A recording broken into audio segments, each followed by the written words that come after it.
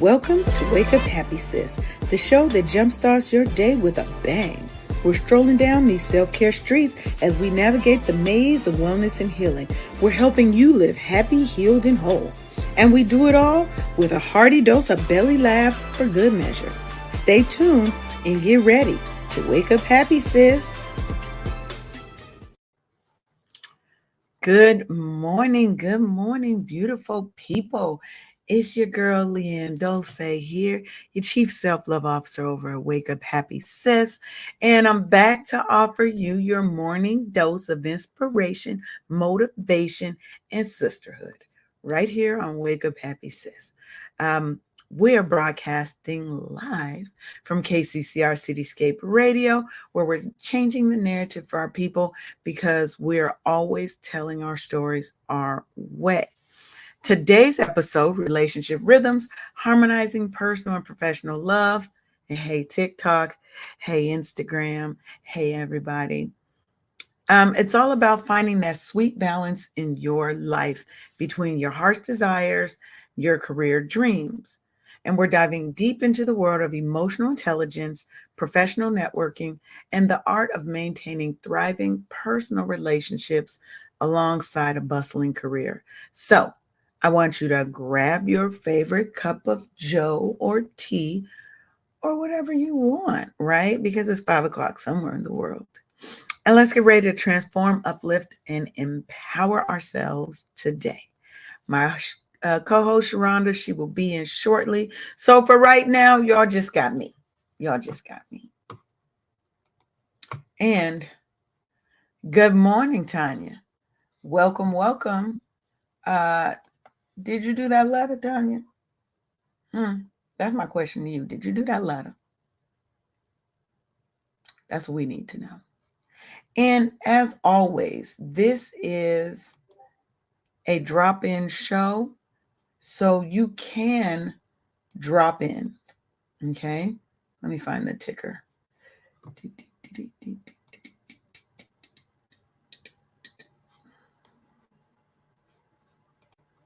Because I want y'all to be here. There we go.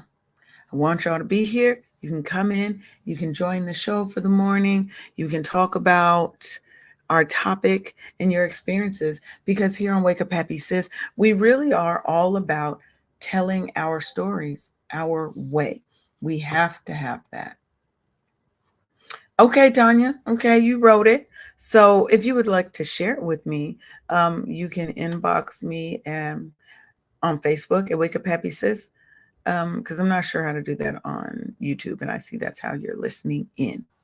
But we're going to go ahead and we're going to get started. So what we're talking about today is how to find harmony and balance in our lives by enhancing the quality of the relationships that we have. Well, that's okay if you only got a few, Tanya, right? It's a start. People don't realize. So for those just tuning in, Tanya's homework from the last show was, let me take my sweatshirt off because I'm over here looking like it's real cold in my house. And it isn't. But Tanya was tasked with writing herself a love letter. And you think that might be so easy to do.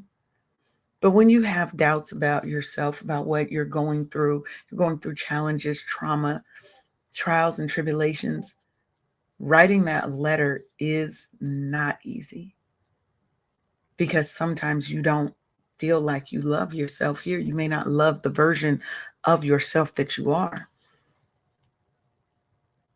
So, all right. So let's talk about kind of the cornerstone of relationships. And to me, that's communication. Communication is like the heartbeat of any relationship that we have, right? And it's not just about talking, but it's really about opening up your soul to another human being. And just imagine ending your day And you're not just going with, you and your boo are sitting down to dinner. Someone has cooked a beautiful dinner. Y'all are, going through. What if you didn't end your day with how was your day? But instead you ask them, what made you smile today? Or what challenged you today? Because what communication does is this communication we're trying to build is about creating a safe space where vulnerabilities can be shared and not judged.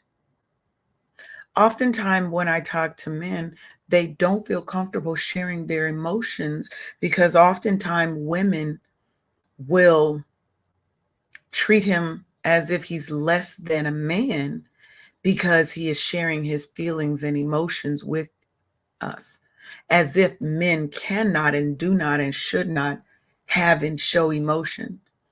I don't want a man that doesn't show emotion. Now, on the flip side, I don't want you showing all the emotions and you crying all the time. But if you do, we're going to work through it because that means there is something in your heart and your spirit that needs healing. And that's for anybody. If you're always mad, always sad, always angry, you're always unhappy, that means there's some work that you have to do on yourself because that will affect your communication with your partner, your friend, your coworker. We have to fix self.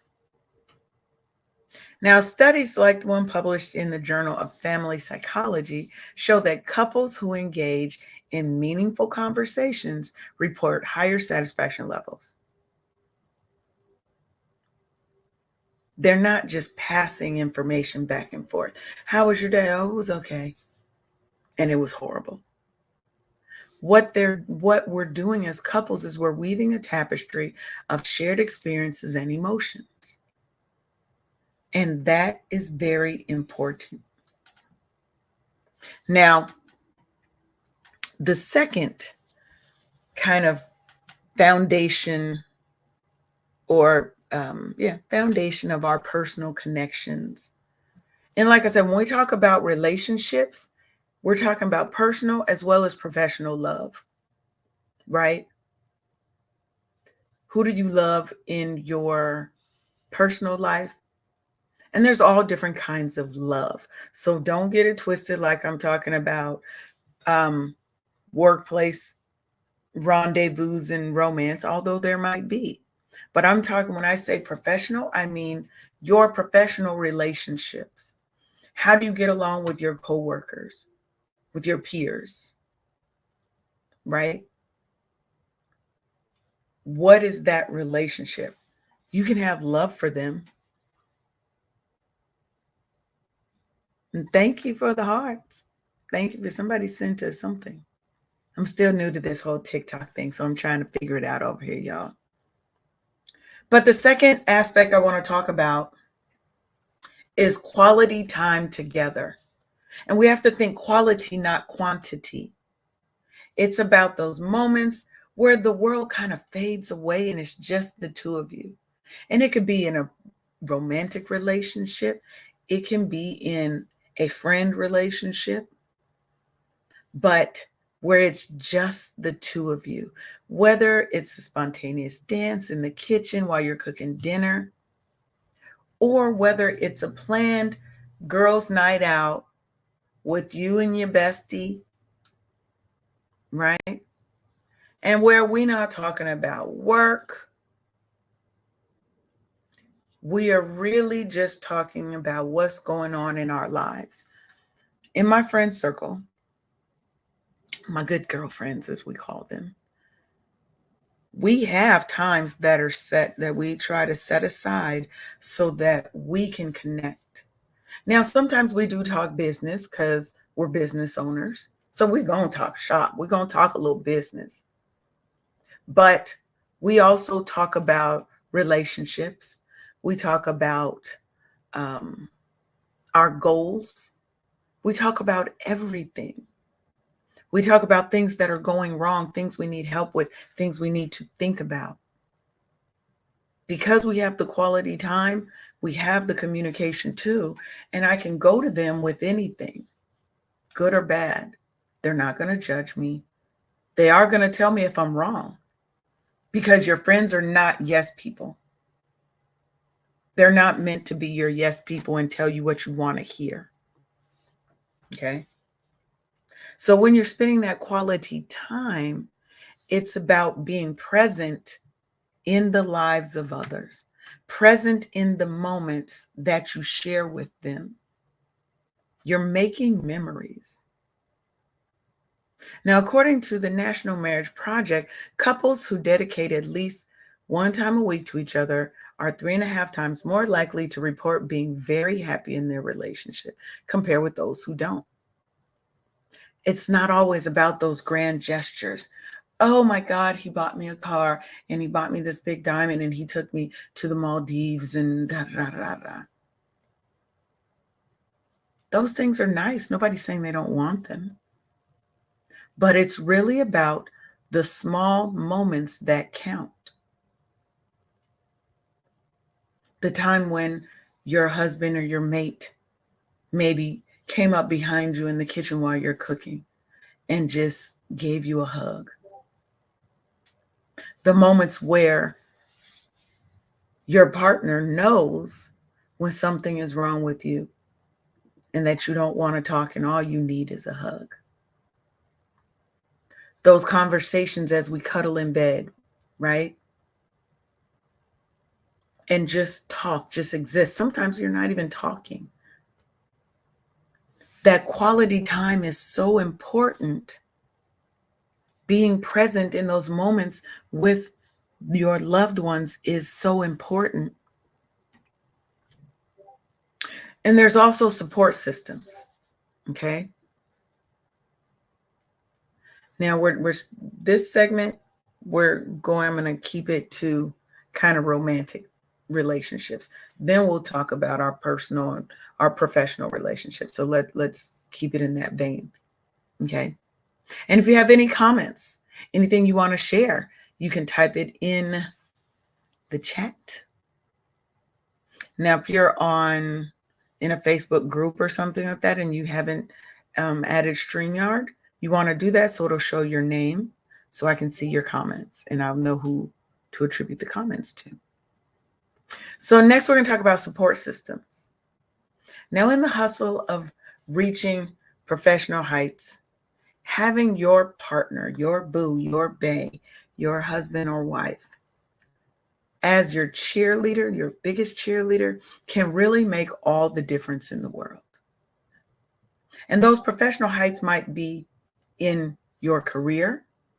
They might be in your business or businesses, because some of us are multi-passionate. But in those, yes, definitely, those are the good memories that you have when you have those people in your life that are cheering you on. But it's about celebrating the wins and navigating the losses together.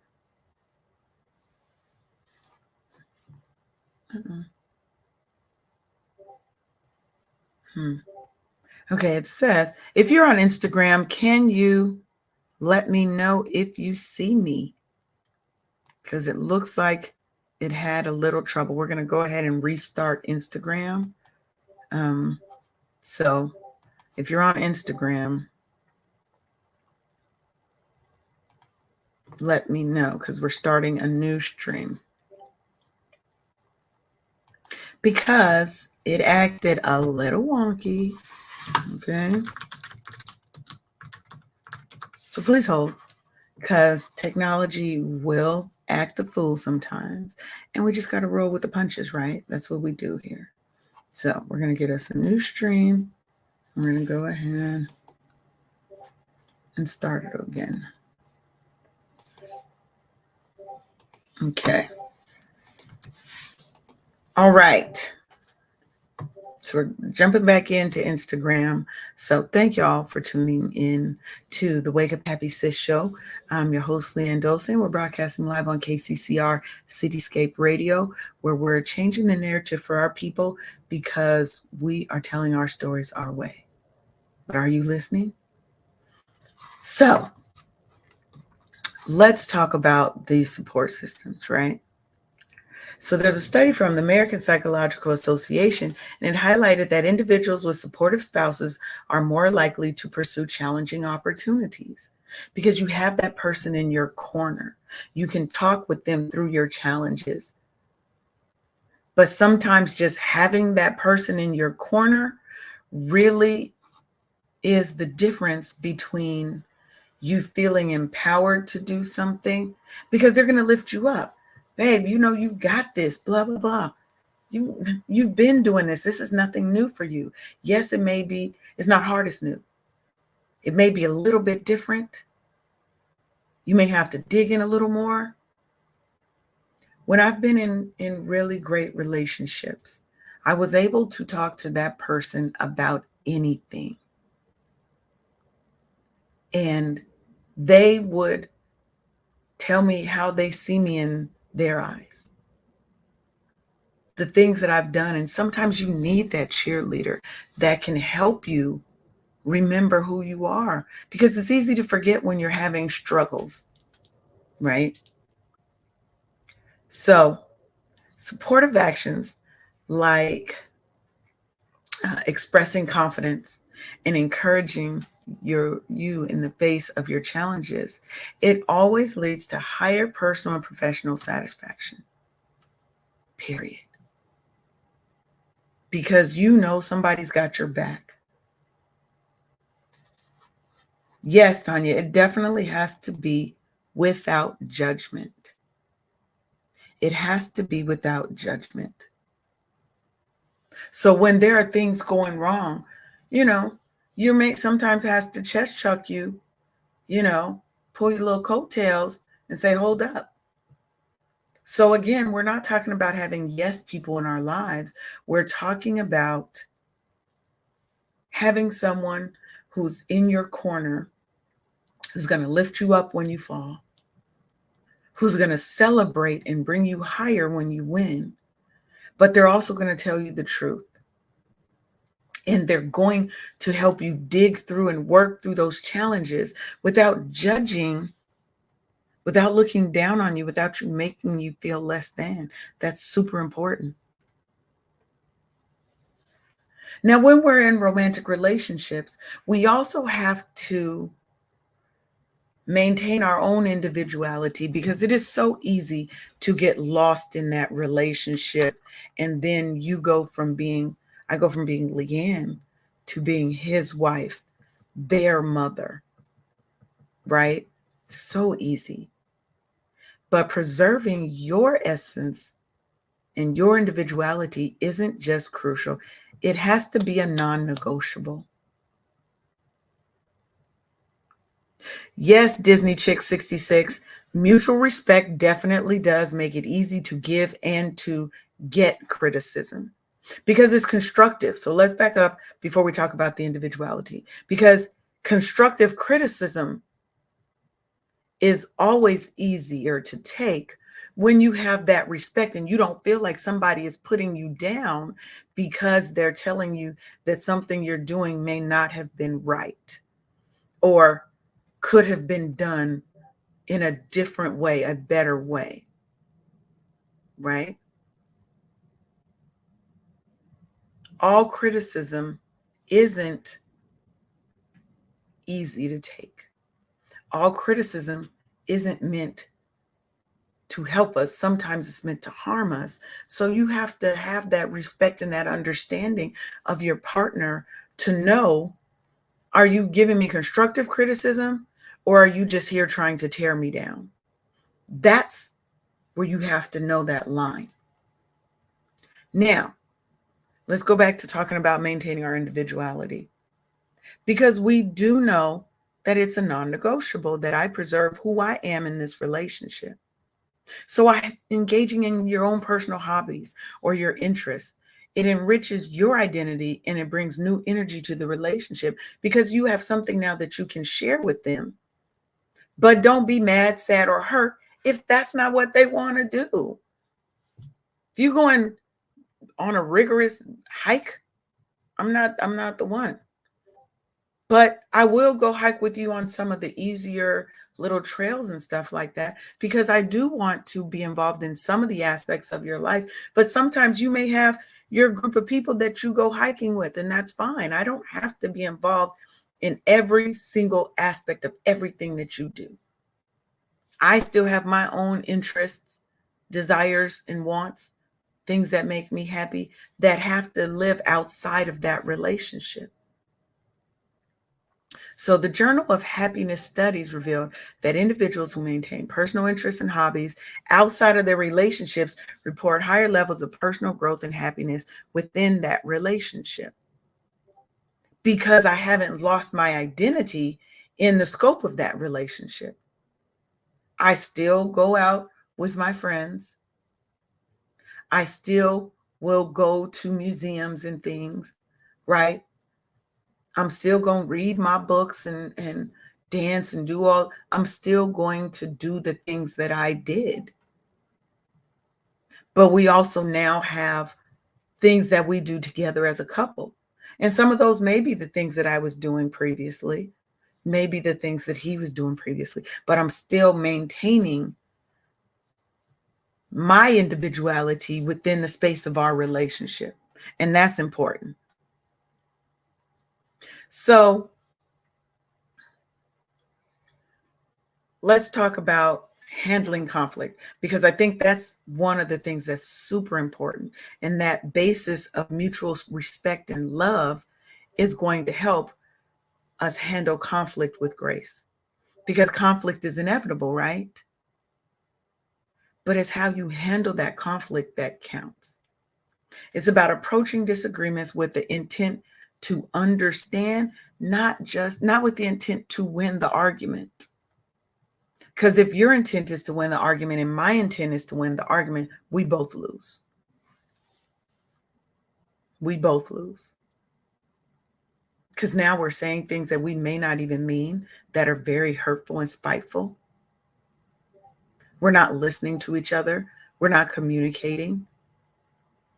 So it's about approaching them with the intent to what? Understand, not win. Couples who approach conflicts as problem solvers, so we're working together, rather than adversaries. So we're here, not here. They're going to experience deeper intimacy and stronger bonds because you've worked through your problems together, right? Rather than going at each other's necks. What do you mean that could be something you do as a group? Can you explain what you mean by that, Tanya?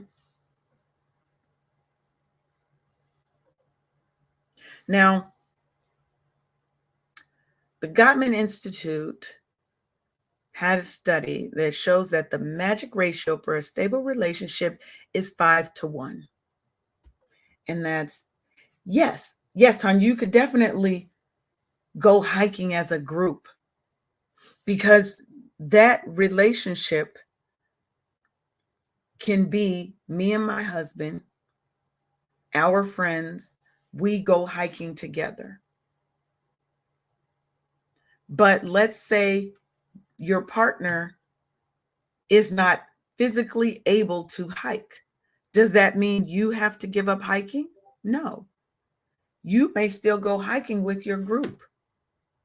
And there are other things that you and your spouse, you and your partner do together. So when I said that ratio is 5-1, it's for your stable relationship. It's 5 positive interactions for every negative interaction during conflict resolution. So when you are trying to resolve a conflict, the magic ratio for y'all stable relationships is 5 positive interactions for every negative one. And this isn't about avoiding disagreements because they are going to happen, but it's about embracing those disagreements as opportunities for growth and further understanding of your partner, of your relationship. And that's important. So we're going to take a little break for a little right now, so you guys can learn about the Wake Up Happy Sis anthology. It's called Gumbo for the Black Woman's Soul. And if you are a budding author, an aspiring author, or you just have a story that you know could change somebody's life, then listen to the commercial and go check out the Wake Up Happy Sis anthology. Imagine a book that isn't just pages and words, but a journey of triumph, resilience, and empowerment. Welcome to the Wake Up Happy Sis anthology, a collection of stories from Black women who turn trials into triumphs. Each chapter is more than a story. It's a piece of a larger narrative that speaks to the heart of every Black woman. It's about overcoming, thriving, and finding joy in life's journey. This anthology is a celebration, a testament to the strength and spirit of women who faced life head on. Their stories are an inspiration, an invitation for you to rise, to heal, and to connect. Be a part of this extraordinary journey. Find your inspiration, your community, your voice in the Wake Up Happy Sis anthology. Your story matters, and it's time the world hears it. Join us, share, inspire, empower, and always wake up happy, sis.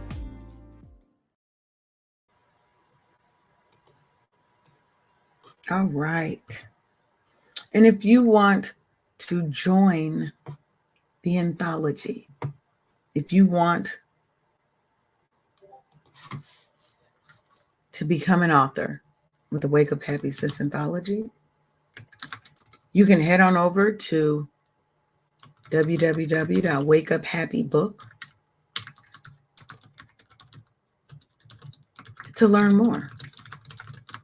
I'm just trying to put it in the chat. Oh. So now I want to switch and let's talk about the power of professional networking as a part of your personal growth. Okay. So let's start by, we're going to just dive right into the heart of networking. And it's not just about amassing contacts. Oh, I want to get all these contacts. But it's about really building your community around you. Now imagine you walk into the room, you got your power outfit on, okay? You feeling good, you're looking good, your energy is high, your spirit is ready to connect. Each handshake and each exchange is so much more than just a greeting, because it's a door to endless possibilities, right? Now, Harvard Business Review said that 85% of professional success really comes from networking skills and connections. So we have to be out there making the connections. You have to be out there intentional about your connections. Intentionality is very serious. So if you're going to a networking event, let's say, you want to research who's going to be there. You can come up with your list of the people that you want to make sure that you connect with and know why, right? Oh my God, I would love to work with Dr. So-and-so. I want to have this relationship, this, right? Those are the things that we want to do. We want to go. We want to be prepared. We want to be ready to connect and share. Because it's clear that our networks can be powerful catalysts for our growth. They can provide support, inspiration, and further our business opportunities, our career opportunities. What do they say? It's not about what you know, it's who you know sometimes. That's going to propel what you know further. Sometimes you don't even get a chance to be in the room. So you need to have a good network so that others are speaking about you in rooms that you cannot yet enter. Okay. Now that we've got these connections, right? So we've got our connections. We have networked the hell out of the situation or situations. Everywhere we go, we got our app on our phone. So we are exchanging contacts. We're following up. We're setting meetings with people, learning about them, telling them about us. Now, I want you to think back to one connection that really sparked a change in your life. Because it's about transforming those contacts, and not all of them, but transforming the appropriate contacts into mentors who are going to guide you, who are going to challenge you, and who are going to help you move forward. Right? Because the goal is to help you get to your next level of greatness. Right? And people are more likely to meet a career goal after they've made a commitment to somebody else. Right? Hey, friend. My bad. I gave her the wrong link to the show, y'all. She just wanted y'all to herself, y'all. Sometimes I can be a little, want to talk to the people. My bad. Hey, where you going? You had a meeting today? Oh, I see you. You got that outfit on that say, I'm ready. I'm ready for business. Yes. I was just waiting. Okay, well, my bad. We're talking about, let's go back. Let's go back then, because now we got Sharonda here. I want to talk because Sharonda has been married for 20, we had 27 or it's 26? This is the 27th year. Okay. She's in her 27th year of marriage. I don't even think I've ever liked anybody that long. Like, okay, so I think she knows a little bit about how to navigate that romantic relationship space.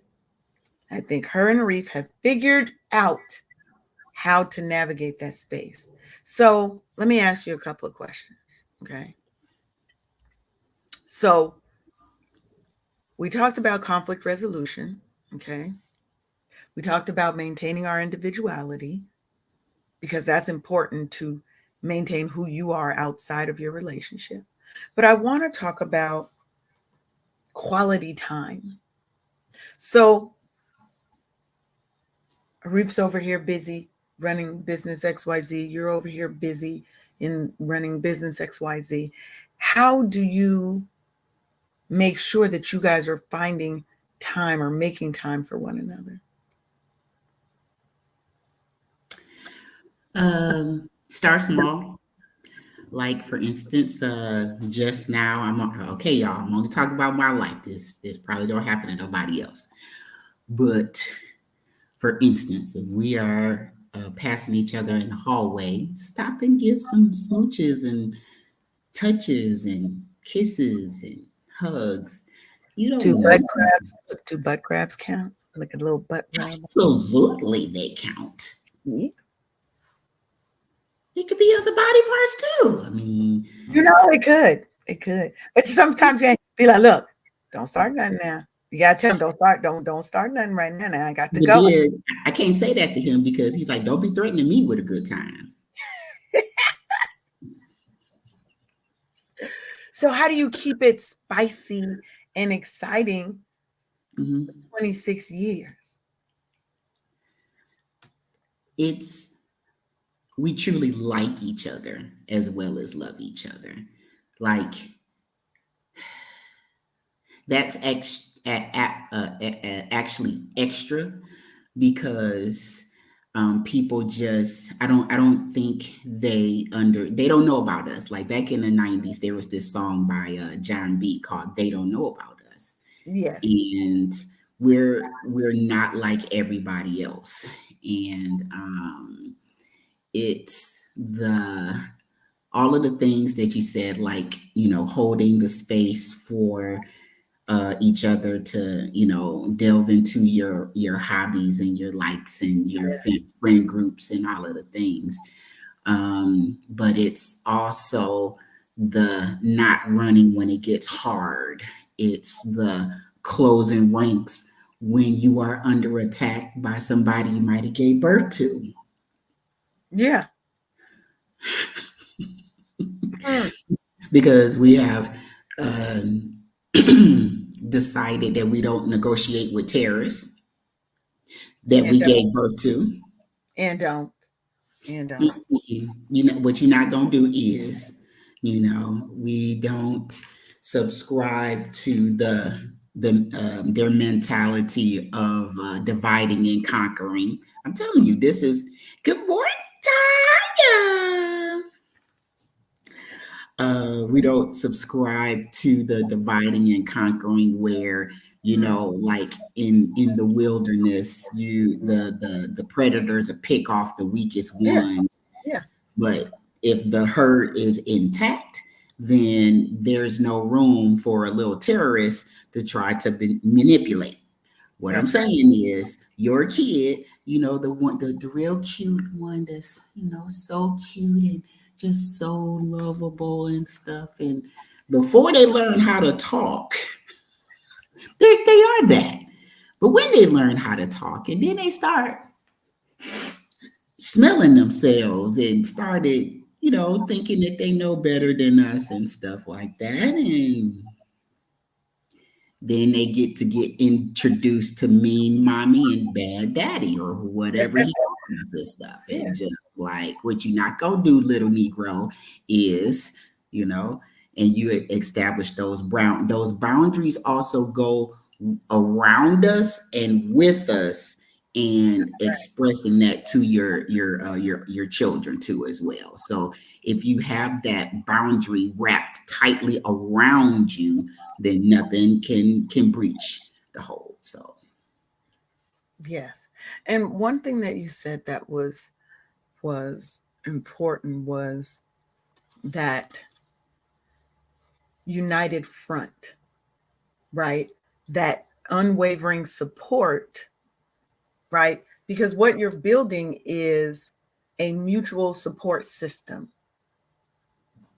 that when somebody attacks him, they're attacking us. mhm, And so we're mhm, going to close ranks and we're absolutely. going to make sure that we're supporting our partners, Mhm, mhm. period.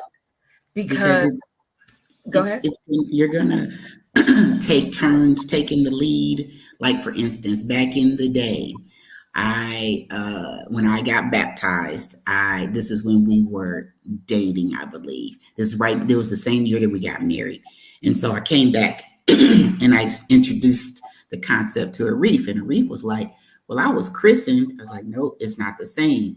So your walk with your higher power is something quite personal and very, very verbal. So you got to say it out of your mouth. Say the things. I promise you, we were a whole cartoon character. I was like, the phone was like this, and he had ran to go and get baptized so he could be with me in the beyond, because he's like, you can't go nowhere I can't go, so I'm going with you even after this Yeah, life and stuff. yeah, we together. We go together, and that Yeah, was we go before we together. were We go married. together real hard.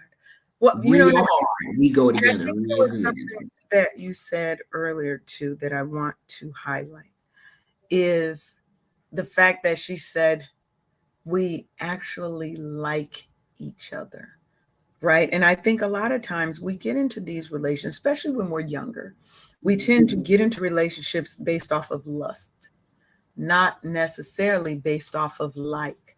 Or We being don't in take love the with the time. concept of marriage and not Right, each other. right, right. You're enamored with the concept. You have this idea that you need to be married by 25, first kid by 32, 30, 32, blah, blah, blah, right?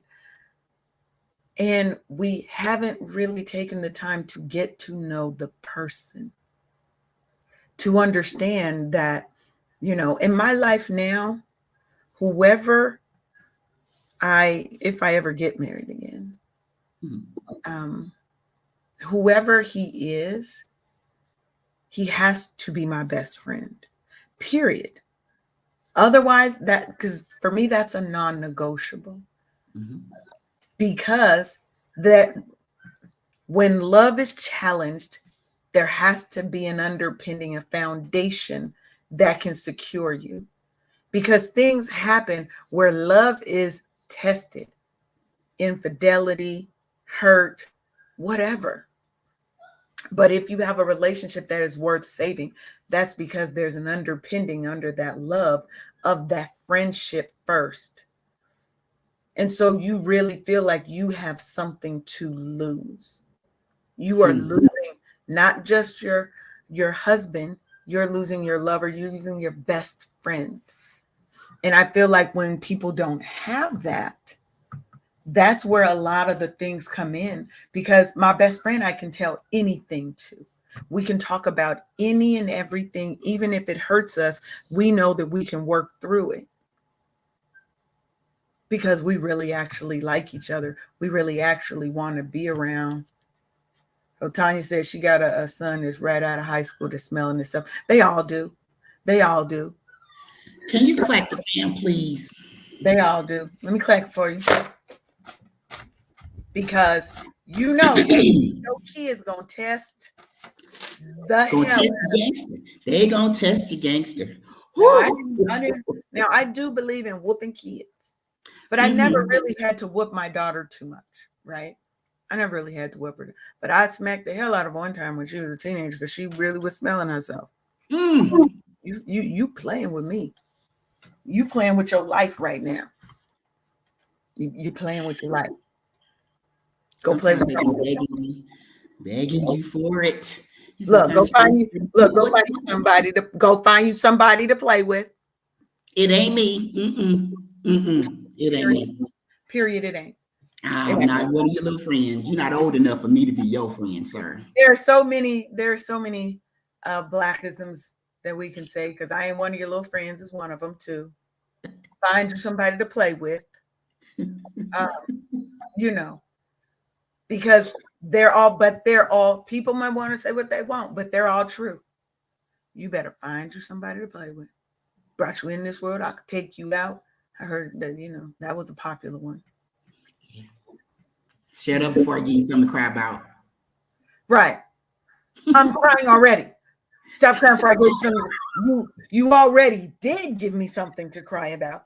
I bet you did say that to her face though. I bet you didn't. With your outside voice, ma'am. Mm. First of all, I didn't even say it with my inside voice. I said it with Yes, it was a healthy dose of fear. Mm-hmm. I said it in my head. That's the only place it was said. They could hear everything in that house. My grandma and my great grandma, they could hear everything. My great grandma used to say she could hear a rat piss on cotton. That was her favorite thing. You think you doing something? I could hear a rat piss on cotton.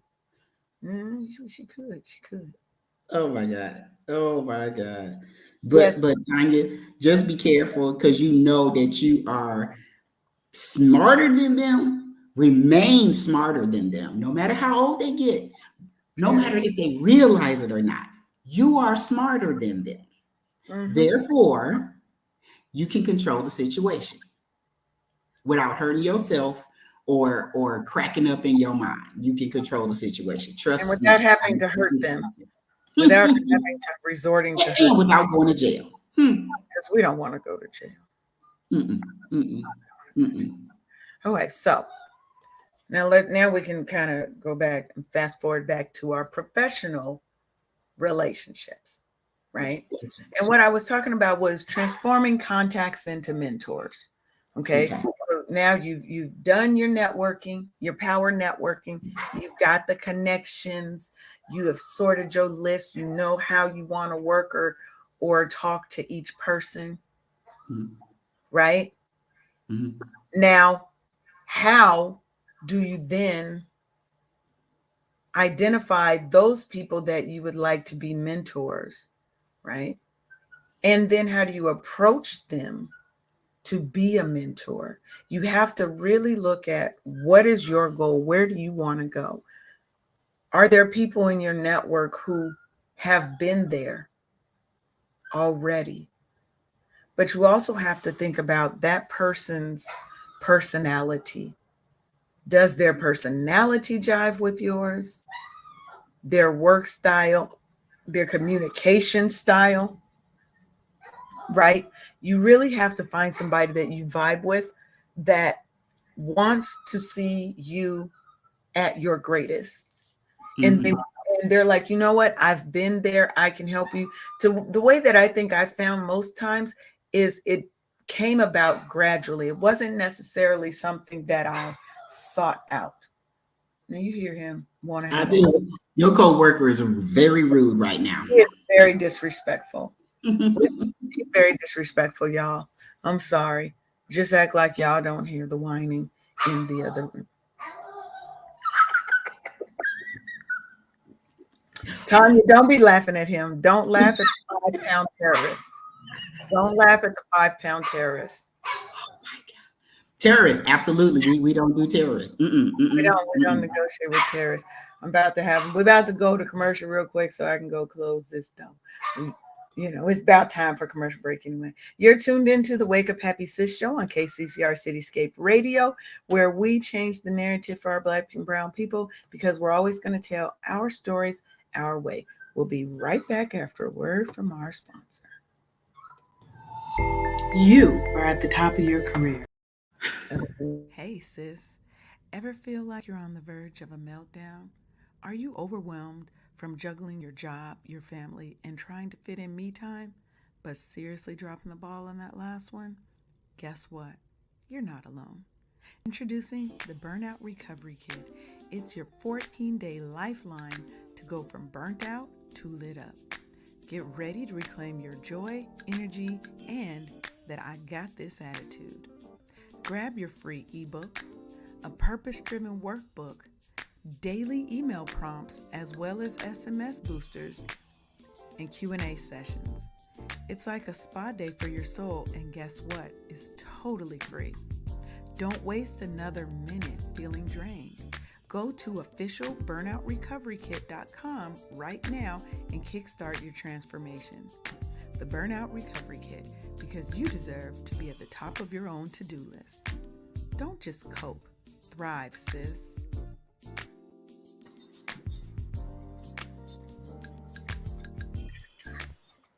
What happened to my background? There we go. So, you hear that music that was in the background? Mm-hmm. That was actually I actually have my own song that I had. You got your own theme music, ma'am. I do. I had a song when I had my magazine, Natural Roots. I had a song made. So my friend was a singer, so he wrote our Curtis Van Payne. He wrote the song, and then the drummer for Lakeside, his son, is the one who produced it. Oh wow! Like you hear that smoothed out, like grown ass sexiness in it. Yes, there's a whole song. There's an actual song that goes with it. One day I will I'll play it. It was the Natural Girls Anthem that I was there, and it's cute. I be singing it in my head sometimes. So Hmm. yes, I got my own theme music. Like if you don't have a theme song, I feel like you should just have one made for yourself. Yes, I mean, it should just be playing and everybody should just know it and stuff when you walk in the room and When I stuff. walk in, it automatically should play. So okay, now the my disrespectful coworker has went on break. So Tell him to stay for another 10, 11 minutes. baby, when I tell you he is so disrespectful. And don't let the garbage man come. It's Monday, so it's garbage day. That's probably what he was going off about because he don't like garbage trucks. He don't like mail trucks. He don't, delivery trucks. He don't like nothing. He don't like nothing. He's. He blue collar bougie is what it sound like. Mm-hmm. Okay, he is.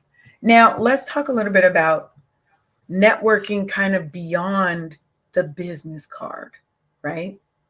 Because to me, networking really is an art, and it's something that I always strive to get better at because I have social anxiety in networking situations. I get social anxiety about that. Mhm. Walking up, and that's my own trauma response to this fear of rejection that I have. And so it's something I always, endeavor to get better at. But networking truly is an art.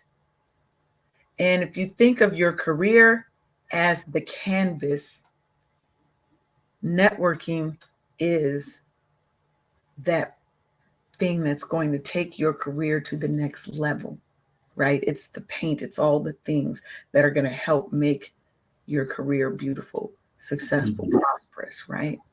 Because I would, excuse me, I would like to say that your supervisor, I don't think would make a good mentor. I think sometimes it depends, right? It Mm, depends on the supervisor. mm, Because if you have the right supervisor, the right manager, they naturally will become, they might naturally become your mentor because they want to see you grow in the company. Now, all managers, supervisors are not that person, right? Because sometimes they don't want you to potentially surpass their level. To me, if I can help another person get to where I'm at or even surpass that, mhm, that shows my skill that I can select, that I've selected quality people and that mhm. I've helped quality people get to their next best level. That's the mentor that you want. Somebody who really is wanting better for you. But if you got those hurt people in these managerial and supervisory positions, they are not going to want to see you succeed in True. any kind of way because nobody ever helped them like you want your supervisor to help you. So it's like Right. they will take it out on you. Again, only speaking experience.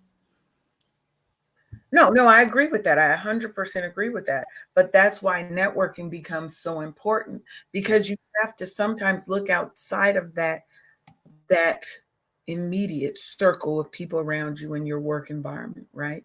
It might Mhm. be a manager from another department, Yeah. right? It might be somebody you met in one of the employee the employee what do you call it, the ERGs, like an employee resource kind of community, like Mhm. blacks at X company, Mhm. right? Oh, right, right. Women at blah blah blah, right? Mhm. Those groups inside organizations. It might be somebody that you've met somewhere else that doesn't work at your business, but they know about XYZ, right? If you have the opportunity to engage with executives, you should take that opportunity And you have to go beyond the business card. Here's my information. Please call me. No, what it's about building genuine, authentic connections, asking people about themselves, not just saying, hi, this is who I am and I want. You're trying to create a reciprocal value situation. Cash flow, what do you call it? Like cash flow positive relationships. Or think of anything positive relationships, right? It could be cash flow. It could be career opportunity, positive relationships, right? You want it to be a give and take. And you think you may not think you have something to give to an executive. We all have something of value that we can share and give to others. And sometimes that mentor can come out of those relationships because you've done your research, you've learned about them, and you've given them the opportunity to learn about you in a real and authentic manner. Not because you're trying to use them to get your next level. That typically will come out of that conversations that you've had, like taking them out to lunch. You can take an executive out to lunch, right? You might share a passion project that you're working on LinkedIn. I'm working on this. I'm one of my passions is helping animals. So you work with PAWS, the organization, right? You might share that. Oh my God, blah, blah, blah. Some other people may show, oh my God, I'm doing a walk with PAWS, da, da. Right? It's about what are the shared passions, are things that bring us together as people. And Tanya said, hurt people. That is for sure. they do, but you have to be the one to stop. And if you see that this person is somebody who is negative, who doesn't really seem to want to see you shine, right? Then that's the person you need to have fewer engagements with. If it's your manager, it might just be, hey, I do my job, I do it well, but I'm not going to them looking for advice on whatever. When I come to them, I come with facts, figures, da da da da da da. You can still navigate those relationships, right? It may just take a little bit more work, but you're also not tagging that person for your professional growth. You find somebody else that can help guide you in the way that you need to go. And when you go to your manager, you give them the facts. This is where I want to go in my career. This is how I think I can make it, blah, blah, blah. Right? And then you want to make sure that all your conversations count. Make them all count. Because those people can help you get over obstacles. They can share their experiences with you and how they navigated difficulties. Sometimes they will be bigger supporters of you than your family because they want to see you win so bad. They become your family, right? But it's about building those authentic connections. And then the last thing to me is kind of using social capital to build your own personal brand, because there's Wake Up Happy Sis, that's a brand. Then it's also Leanne Dulce, I am a brand. Sharonda Seeley is a brand, right? Because your personal brand is your story. It is your essence. It's your unique promise of value that you give to the world. And then networking is how you kind of share your personal brand and your story with the world. And it's about leveraging your social capital to do that, right? Now, what is your social capital? Your influence, your ability to tell your story, right? Getting out on the different social media networks, like the woman with the 52-part series. She leveraged the hell out of her personal capital after her social capital. Millions and millions and millions of views later, she's got brands coming out of the woodwork to offer her support, right? And now she's building a large network of support, of financial opportunities that she can pick from. And it started with her being authentic and true to herself, sharing her story, which built her personal brand. And that personal brand parlayed itself in her vulnerability, her willingness to really share what she was going through and how she's making it through. Really sharing and parlaying that into probably a couple $100,000 at this point that she'll get from the TikTok Creators Fund.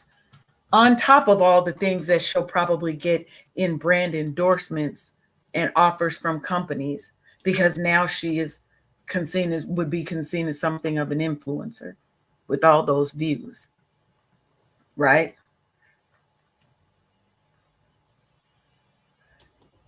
Yeah, but you can't just look at your life as being solo because the people that you know are hurt. We talked about this last week.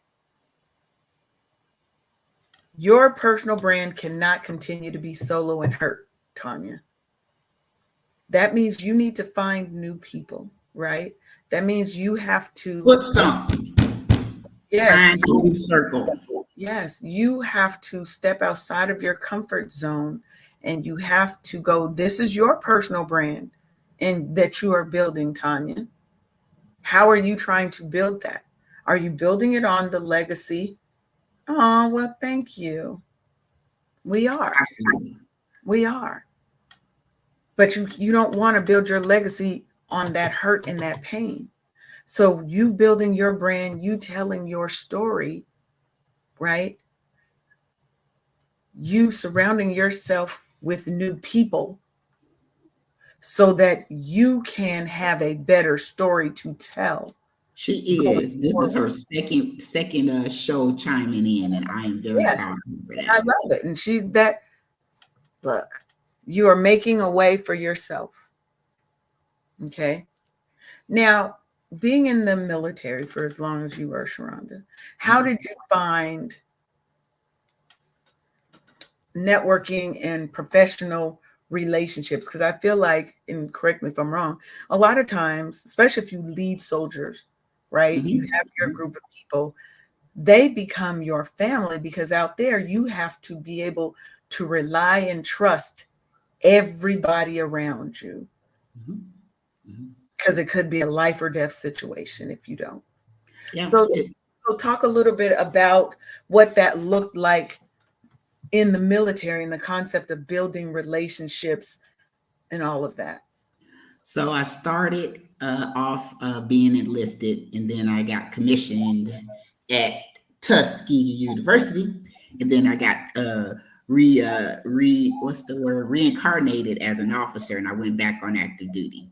So a lot of times our soldiers were our kids. So I was the mama, and my platoon sergeant, who I still keep in contact with this to this day, he was the platoon daddy. So we became parents. And this, yes, it was before my son was born.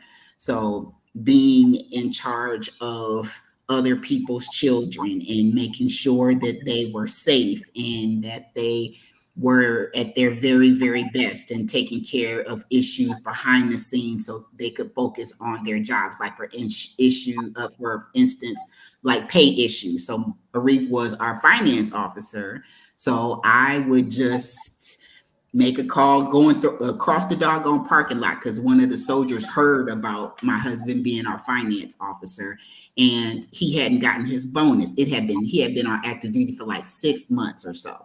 And so I'm like, hey, babe, what about, this one of these soldiers, they haven't gotten their bonus. They're like, give me a social security number and tell me come by my office. That dude got his doggone bonus. He couldn't focus at work because he had a family and that's what the job as an officer is to take care of your soldiers behind the scenes so they can shine in front of the scenes and be able to thrive in their job. Because who Yeah. would be able to function if they're worried about their pay issues and trying to take care of their families?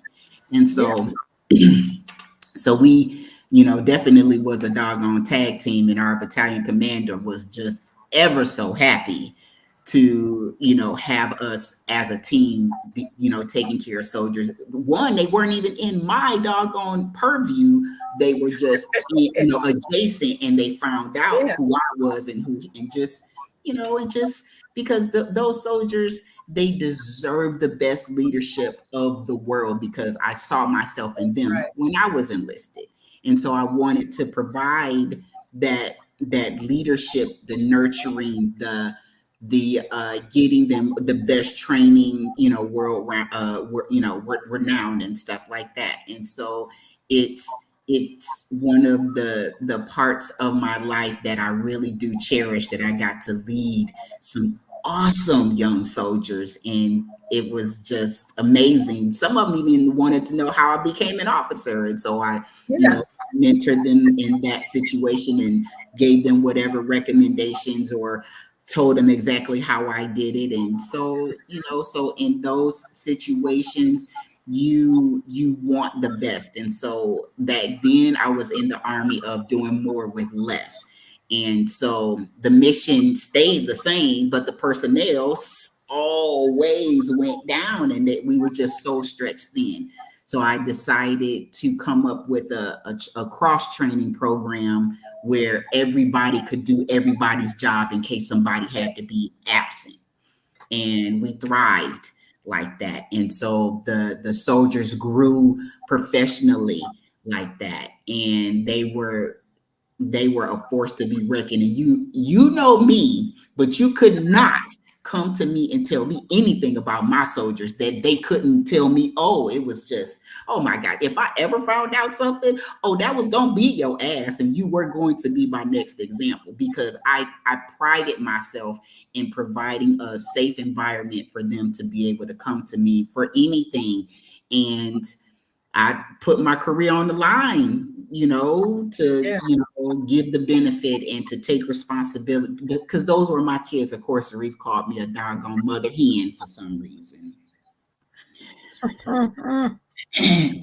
I just took it very seriously, and that's what I do miss about being on active duty, was taking care of my soldiers and being there with my friends. And so you asked about the networking thing in Tuskegee. We were in ROTC together, so we're training together. Then we got commissioned together. Then we went to officer basic course together, like to learn about our job. Mhm. And so then we were on active duty together and raising our children together, and just the same group of people that you just stick to like glue and stuff. And so they Yeah. became, mentors of sorts, because we're in the trenches and going through the same things. And so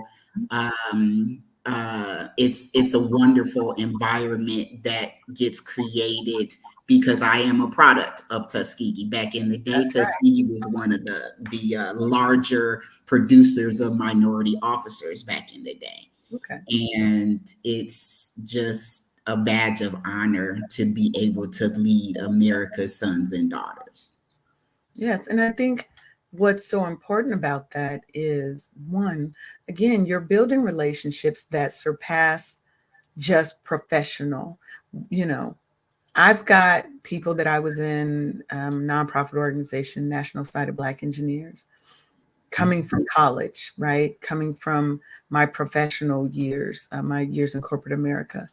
We're still friends now, even though we were brought together through this organization, right?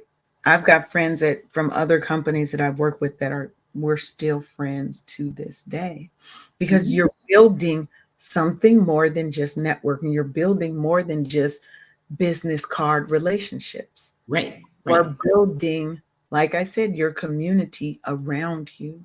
And Hmm. so I want you guys to remember, as we close out the show, is, yeah, the path to harmonizing your personal love life, loves and your professional relationships can be both challenging and rewarding at the same time, right? Absolutely. But it's worth it.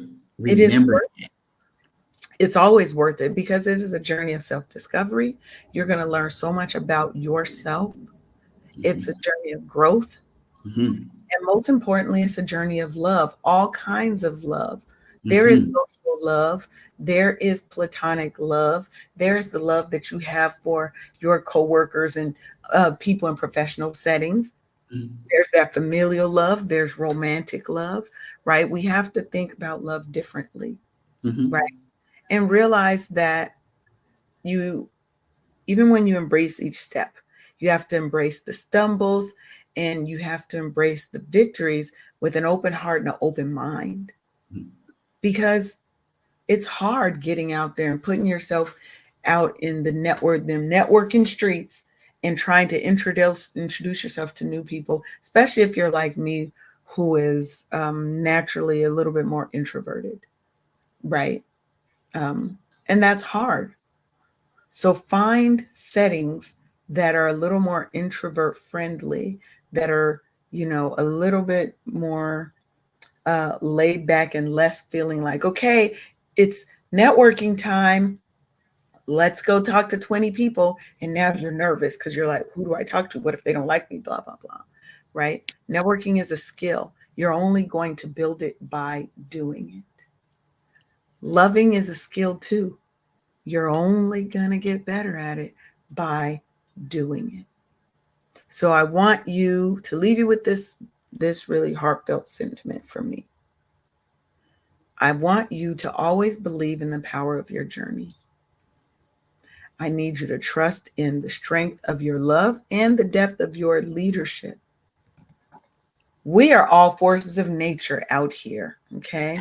We are Absolutely. capable of creating harmony in every aspect of our lives. Everything that we have is already within us, okay? We just have to know how to tune to the right frequency. That's Absolutely. that's it. So, is there any last words that you want to say and tell the people how they can get in contact with Sharonda? You can find me everywhere. Bookkeepingforlife.com. Life meaning the life of your business. Because if you don't know your numbers, it's hard for you to do your business. Yes. And you already know where you can reach me, wakeuphappysis.com. You can head on over and join the Facebook group, Wake Up Happy Sis. We still building it out and getting people active in community, but what we're building is a community of support, a sisterhood, a safe space for Black women to show up, to connect, to grow, and to learn how to go from surviving to thriving.